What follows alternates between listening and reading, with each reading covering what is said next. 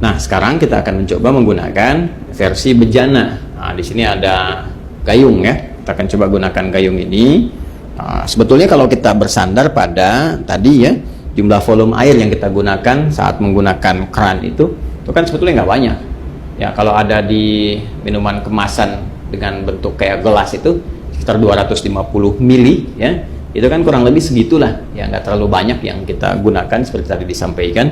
Jadi kalau kita tampung dengan gayung pun kurang lebih bismillah ya.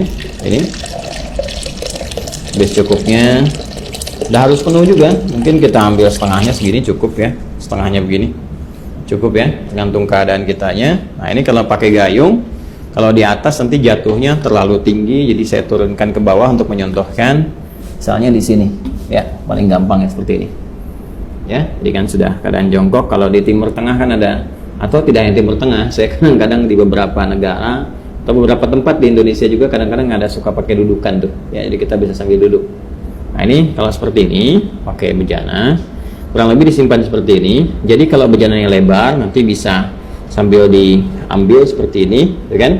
Nah tapi dengan catatan juga nanti tidak ada sisa-sisa air yang terlalu banyak yang melekat di lengan ya, khususnya di telapak ini, sehingga mencampur kepada yang sudah ada.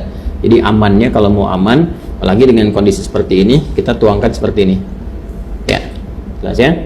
Ini bagian pertama. Nah terus kemudian seperti ini. Nah ini lebih hemat nih digunakannya. Itu satu ya, sudah selesai. Nah, kita ambil versi yang sekali ya kan. Nah, kemudian dari sini ambil lagi kan. Nah ini ya. Nah ini kumur-kumur.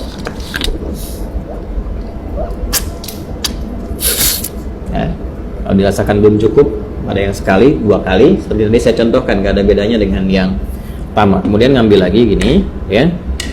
Nah ini sama persis teman-teman sekalian, nggak ada bedanya dengan yang pertama tadi. Kita wajah ini ya, begini tuh ya, seperti tadi ya, diulang. Kemudian selanjutnya untuk tangan seperti ini ya, baik dari depan dari belakang, yang penting dimulai dari sini ya sampai ke siku. Nah yang kanan sudah, kita gunakan bagian yang kirinya ya, sama saja seperti yang saya contohkan tadi. Kita ambil dulu ya. Nah ini ambil, kemudian paskan dulu gayungnya, karena ini kan nggak rata di sininya ya teman-teman. Kalau kita mau pindahkan sini juga boleh sebetulnya, nggak ada masalah ya. Nah kemudian jatuhkan di sini. Nah seperti ini ya. Baik, ayo cari pijakan biar aman, biar nggak tumpah atau seperti kayak gini kan agak susah ya keseimbangannya. Nah kemudian seperti ini ya, dicipratkan sedikit, kemudian kepala balikan kembali atau tidak sama sekali ke sini, nggak ada masalah, ke telinga seperti ini. Nah ya kurang lebih seperti itu. Kalau ini ada sedikit di bawah kita, maka kita harus agak naik untuk membasuh kaki ya, seperti ini. Nah, kita naikkan gini ya, seperti yang tadi pertama ini. Baik, kemudian diambil lagi ya, seperti ini ke belakang untuk meratakan. Dia dua kali ya teman-teman sekalian ya. Ya kemudian pakai yang kirinya seperti ini, seperti yang dicontohkan di awal tadi. Setelah itu kita ambil lagi sekali lagi. Nah ini seperti ini ya.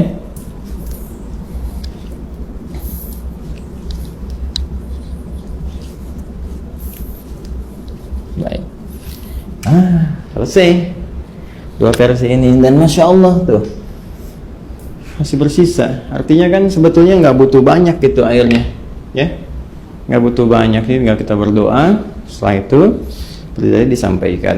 Jadi kurang lebih seperti itu contoh yang bisa kita tunjukkan. Dimulai dari awal, kemudian mengondisikan dulu ya kerannya seperti apa yang bisa digunakan. Jangan mubadir, bersiap-siap. Kalau saya suka membiasakan, karena ini hadapnya ke kiblat nih, ini kan arahnya ke kiblat nih. Saya suka membiasakan kalau ada aktivitas terutama terkait ibadah, cari yang kira-kira posisinya ketika dikerjakan menghadap ke arah kiblat, itu hanya kebiasaan saja dan tidak harus demikian, tapi kalau bisa dikerjakan ya itu lebih bagus ya. Kecuali kalau sholat jelas, sholat menghadap ke arah kiblat, kemudian baca Quran sunnahnya menghadap ke arah kiblat ya. Hanya dalam wudhu kan posisi Quran bisa beda-beda, tapi biasanya saya selalu mencari yang kira-kira menghadap ke arah kiblat untuk menjaga saja kondisi itu.